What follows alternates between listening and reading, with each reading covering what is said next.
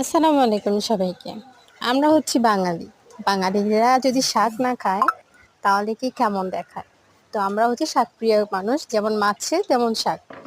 তো আজকে রান্না করতেছিল মা মসুর ডাল দিয়ে শাক দিয়ে। শাকটা হচ্ছে কি কলা কচু শাক। মানে এটা মাঠে ঘাটে গ্রামে যেখানে সেখানে পাওয়া যায়। কচি কচি শাক দিয়ে ডাল দিয়ে ভুনা করলে খেতে এত পরিমাণ টেস্ট। আপনারা যারা খান তারা অবশ্যই জানেন, না যারা খান না অবশ্যই সবাই ট্রাই করবেন বাসায়। তো কচি কচি যে পাতাগুলো এগুলোকে মা কুচিয়ে রেখে দিছিল, আর ডালটাকে মশলা দিয়ে ভুনা করতেছিল। এরপরে শাকগুলো ডালের উপরে দিয়ে সুন্দর মতো নেড়ে চেড়ে নিচ্ছিল। তো দেখতে কালারটা আসলে অনেক সুন্দর। তো সবাই ট্রাই করতে পারেন শাক দিয়ে মাছ ভুনা। এটা ভিটামিন জাতীয় খাবার, সবার ভালো লাগবে। তো যারা খায় তারা জানে এটা অনেক উপকারী শাক।